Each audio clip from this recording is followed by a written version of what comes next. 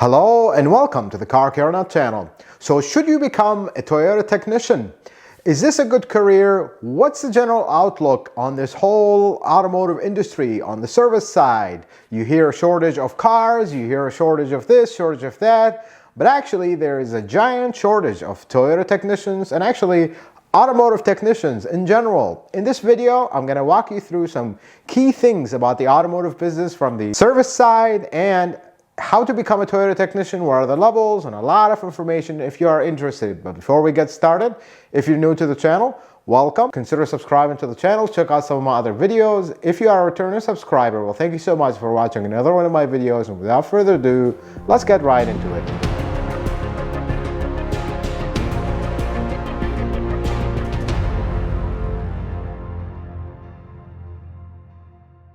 Oh, the automotive business.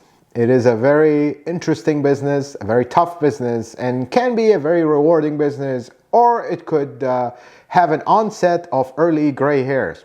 Let's dive into it. So the biggest thing with the automotive business is it's a very tough business to start with. Everybody's angry, everybody's rude and mean, and because once you transition from the customer side to the inside, things flip 180 degrees, and now all of a sudden, all these people that were always nice, they're not nice anymore. That's just the way the cookie crumbles with the automotive business. So there is a change in the automotive business over the years. You know, you used to hear the term mechanic this, mechanic that. Well, that doesn't really exist anymore. Now, the automotive business is looking for technicians, people who can actually fix cars with knowledge, with experience, and education and science, because cars of today, for lack of a better term, they're basically spaceships on wheels. Having said that, let's talk about the automotive business. If you start at the automotive business, you have two avenues. You're either going to go dealership route or aftermarket route or independent shop route. We're going to talk in this video about the dealership route because that's the route I have experience with, and I will share with you the aftermarket route. Let's cover that real quick. It is less stressful but more difficult from a technical side because at a dealership you're going to be working on one brand, focused on one car make, one car line, and you're going to be very proficient with it. But in the aftermarket world, you have to be proficient with multiple car lines, and things can get a little complicated with tools, with knowledge, with education, with training.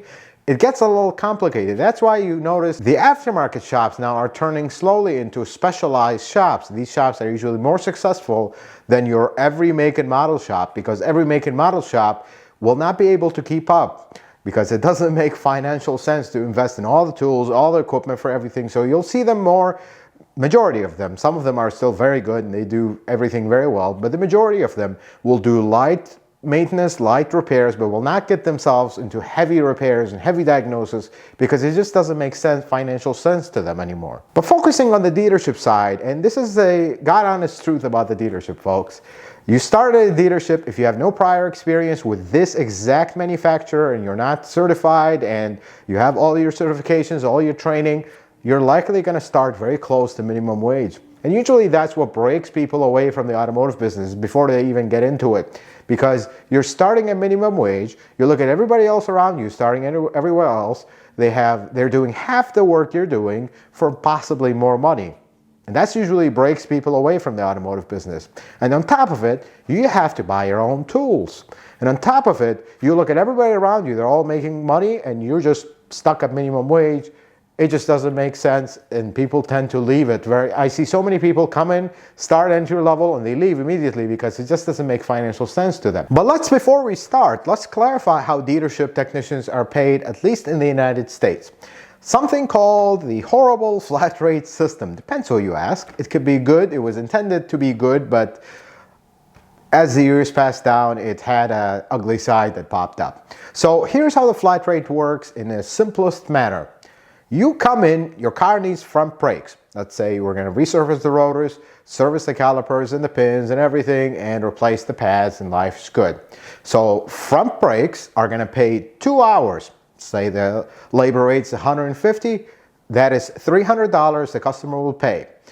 Now, those 2 hours, they're going to get paid to the technician at X amount. This will vary wildly between the states, so I can't really tell you an average. But in Chicagoland, you're talking around $35 to $40 an hour. That's around the average for an hourly technician.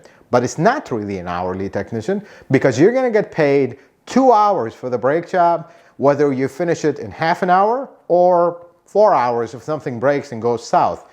So you progress through your 8-hour shift. You could make 8 hours for the day, that would be breaking even. You could make 10, you could make 15, or if you're having a really bad day, you could end up with 5, 6 hours for the day, even though you worked 8. There's no overtime. If you stay late, there's no overtime. There's none of that. There's just the flat rate system. So I'll tell you an example. If you get an engine job, let's say an engine job pays 20 hours, you've done hundreds and hundreds and possibly thousands of the same job over and over. If it's a common job, 20 hours of pay, you get it done in 8 hours, you just made 20 hours for the day. And it's not unheard of in good dealerships for technicians to occasionally make 20 hours a day, but the average seems to be around 10, goes up to 15 periodically during the busy seasons, and easily drops below 8 in the slow season. Now let's focus on the Toyota certification levels. Now Toyota is one of the few remaining manufacturers that support ASE, Automotive Service Excellence. It's just this organization that certifies technicians. Basically, you have a test every 4 years, you got to go take it. Kind of like a license, but not really, because the test is usually obsolete and makes absolutely no sense. But just like your driver's license, you got to renew it. What, did you forget how to drive 4 years, 5 years ago? But that's just how the formalities work, and we're not going to get into that too much because it's pointless. But the ASEs are tests. There's 8 of them. The core, each one for a specific system on the car. And then there's the L1, which is the Advanced Diagnostics. And then the L3, which is for hybrids. That's actually a new one, still not required by Toyota yet. You get into the certification levels. You come off the street, you have a little bit of experience, you've been tinkering with your cars, or you just went to technical school. You start as an entry-level technician, sometimes called loop tech. Usually loop techs only change oil and do very basic maintenance, tire rotations, tire repairs, filters, maybe a coolant replacement here and there, but nothing really more than that. They start off, the first certification level is maintenance. Basically, all you got to do is go online, take a bunch of online modules, training, introduction to Toyota and Toyota's history, and some basics of Toyota maintenance systems. You got to complete these online modules. Then you became maintenance certified. Now you can work on the prepaid maintenances. You can work on the Toyota Care, the free maintenance that Toyota gives to their new owners nowadays. Once you've proven to the dealership, because here's the thing with dealerships, no matter how big your resume is, no matter how much experience you say you have, and no matter how much schooling you have, the dealership have no way if you're good or not until you start. They watch you like the hawk, and they know if you're good or not. That's just how the world works. I mean, you can put whatever you want on a paper. It doesn't mean you're actually good in real life, because this is a trade. This is not, a desk position. So then, once you graduate from your maintenance and they've seen that you're actually good, we like you, we like your work ethic, you're doing good work, you have no comebacks. Comebacks are when you have disasters that come back. They send you to your first in-person classes. Usually you go to the regional training center for a day, 2, depends what classes they are. Now we're talking very basic classes for each subject. Then you graduate from that into the certified level. Now certified levels, now you enter the world, you're a real technician now. Now you're potentially flat rate. You're no longer hourly, you're flat rate. And now you're doing a few recalls here and there. You're doing light warranty work. Before maintenance, usually cannot do recalls, cannot do maintenance, cannot do warranty repairs. From there, you graduate to expert after you have been certified for 2 years. So full 2 years of experience, 24 months of tenure, that's the word Toyota uses, you're going to become an expert technician. Now, expert technicians can do a lot more recalls, can do a lot more warranty work, and things kind of start opening up, because now after you've proven you're good, you took some training, you took more training, you've put in the time to gain the experience. Now you're a semi-seasoned technician. You've been around this for 2 years. You've gained a lot of experience. Now you can do more. Then there's actually a long waiting period here because there's a lot of things need to happen between then and for you to move up to the next step. One of them is your hybrid certifications. Now you're going to become expert in all subjects except hybrid. You cannot become a hybrid certified technician before you've reached your expert. So they will send you, there's actually 2 very long and very condensed classes, the in-person classes they will send you to for you to become hybrid certified. Once you become hybrid certified, now you are a full expert in all levels, and now you are ready for your next step in the certification ladder. And by the way, before we move on from that, once you become hybrid certified, you come back from the last class, and that's it. On paper, you're hybrid certified, and you're like, all right, let's do this. I am super excited to work on hybrids. You know what the service manager is going to tell you? Yeah, here's a tire repair on a hybrid. Just because you went to a class doesn't mean you have experience. They're going to start you off very small things with hybrids, because hybrids, you know, if you're talking about maintenance, it's simple stuff. But once you're starting to do diagnosis and repair and heavy diagnosis and crazy stuff, you could easily get lost with no experience. So they start to ease you in the hybrid stuff, not slam everything right away. Then once you've been battling the hybrid thing and battling the expert level, because trust me, at expert level, things get a little heavy for most newer technicians that don't have prior experience. After 3 years of that, so now you have 5 total years of actual technician experience, you could graduate to a master technician. But before you do that, there are a few more classes you got to take in person and online. By the way, the education online is ongoing. Every time a new model comes out, you have multiple classes, multiple, online courses that you got to keep up, and they all have deadlines, and you're always on top of these. And of course, as your workflow expands, so does your tools, and so does your loan amount with the tool guys. Tools come into the shop, Matco, Snap-on, Mac Tools. That's also evolving because you're buying more tools as you evolve.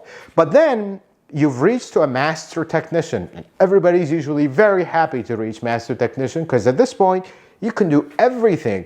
You can do key programming, you can do some of the more complicated recalls, some of the more complicated warranty work, and of course, the more work you do, the more options you have and the more exposed you are. A majority of technicians, once they reach master technician, they're like, yep, we're done, we're at the top of the hill, now we just cruise to retirement.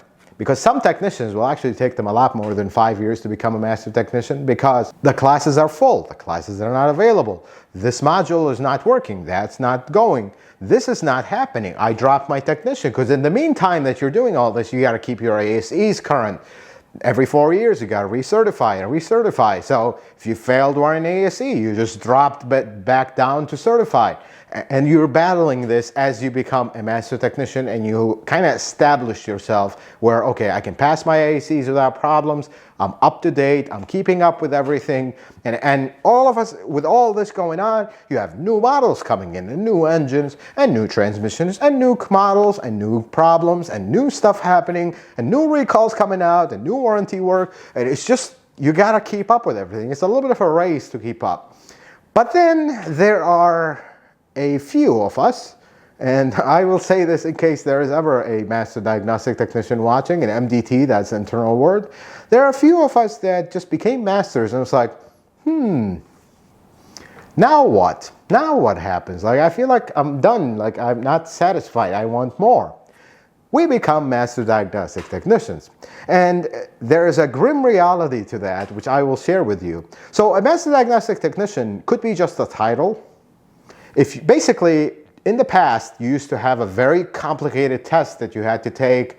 It's a very long test, open book test you got to take every other year to become a Master Diagnostic Technician. That was submitted by Toyota. It was kind of a challenging test and it was fun. But they canceled that because it was too much.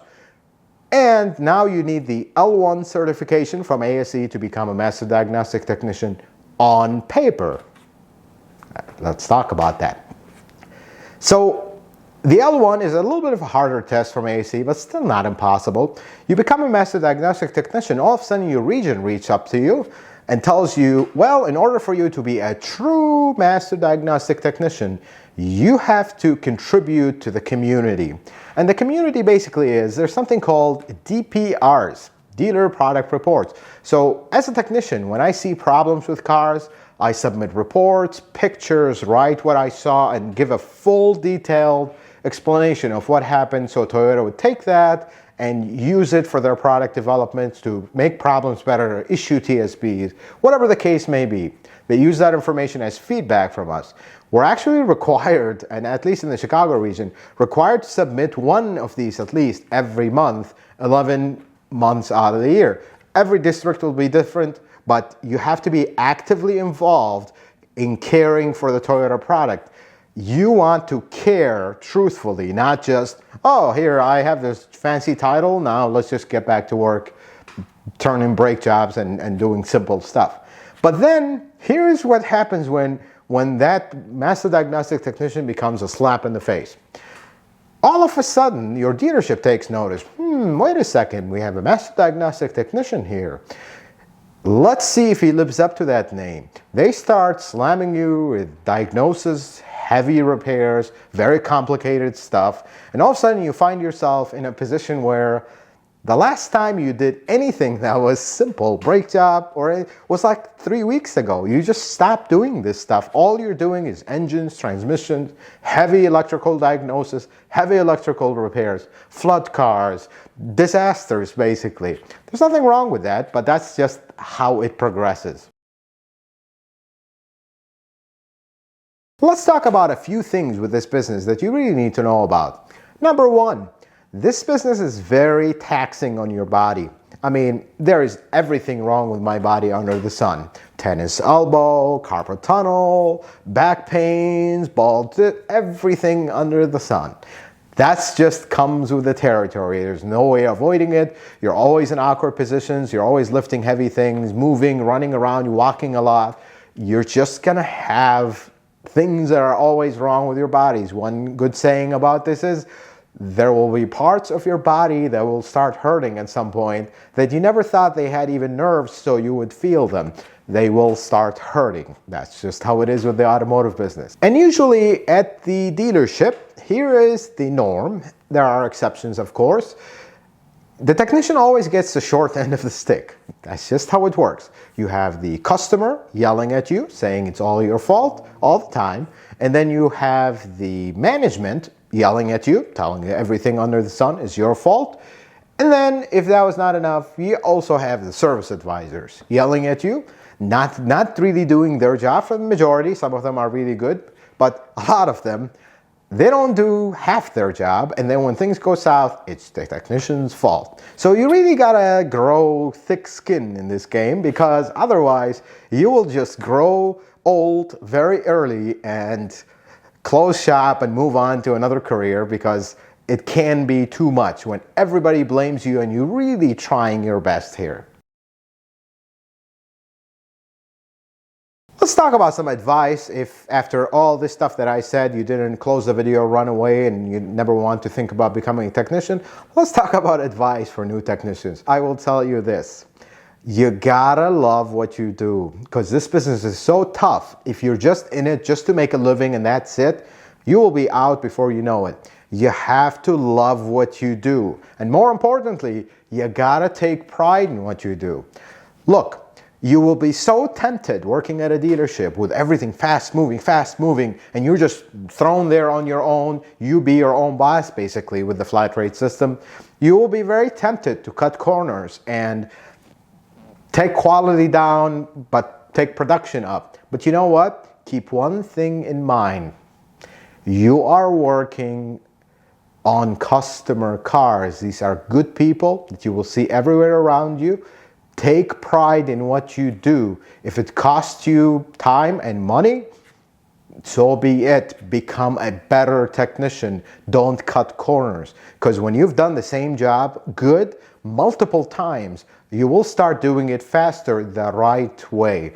Don't be tempted to cut corners, because you know what? It will always, this is a saying in the business, cut corners and it will always come around and ruin your day. every single time. If you work at a dealership where cutting corners is encouraged, and if you don't cut corners, do things right, they see you as slow and you're not productive, whatever, time to find a new dealerships. Guess what? Toolboxes have wheels for a reason. And one more thing on that, be brave and be ready to take a beating. Everybody will blame you. Grow thick skin. If it's really your fault, own up to it. Do the right thing. If it's not your fault and it's just a bunch of propaganda from the dealership, then just don't worry about it. Shrug it off your shoulder and keep doing what you do best, which is quality work. And then when it comes to tools, look, tools can be really overwhelming when you have to buy all these fancy tools and you go in the Snap-on truck and just saying hi costs you $100. Invest in your tools smartly, not just show-offy. Because you will see so many technicians around you that will spend small fortunes. You open that top drawer, everything looks beautiful and looks like out of a catalog. But guess what? The biggest job they do is a brake job. They can't do anything else. Invest in the tools you need, not in everything just to show off to your next best apprentice. And then one more very important one. Don't listen to the old, bitter technicians, because some of them will really set you on a path of destruction. Old technicians, and this is unfortunate, and with all respect and love to them, they can destroy new technicians because they're bitter, they are in so much pain, they've seen so much throughout their career, they just become super bitter and there's no more happiness in their life. Don't be that person. At the same time, there are some old technicians I work with, older, senior technicians that are very happy and they still love what they do, even though it's really paining their body, but they still do it. Be happy. Enjoy what you do, because if you don't, go find another career, because this business will just age you very quickly. And then once you've started a dealership, you're set. This is my career. I love it. I know what I'm doing, this and that. Do not be a Mr. Know-it-all. There is nobody in a dealership that will be cornered and pushed to the side than Mr. Know-it-all. One rule, golden rule, that will serve you through your entire career at a dealership. Ears open, mouth shut. Do more and let your work do the talking. Listen more than you talk. Learn more than you show off and pretend like you know everything. Nobody knows everything. Even the top technicians still ask questions all the time. I ask questions all the time. Other people ask me questions all the time. And guess what? When you first start out, you will ask a lot of questions. Make sure you are being courteous with other technicians' time. Don't ask the same question 3 times. When you ask a question, make sure you've exhausted all your options. And then when you become a seasoned technician after 5-10 years, remember the newcomers. When they come and ask you a question, don't be selfish. Help them within reason. If they're asking you the same question 6 times, it becomes a little old. But when they come and ask you a legit question, take the time out of your day to help them, because that's how the community of technicians progresses, and we have, hopefully, technicians for the future when we retire. I hope this video is helpful and informative. I hope you learned something new. And if you are embarking on your career in the automotive business, I wish you all the best from my heart. And if you are just watching to understand how the technician world works, it's a very complicated world, and it's an interesting world, isn't it? If you like this video, consider giving it a thumbs up. If you're not a subscriber, consider subscribing to the channel. Check out some of my other videos. And until the next video, folks, may the Lord bless you and keep you, and you have yourself a wonderful day.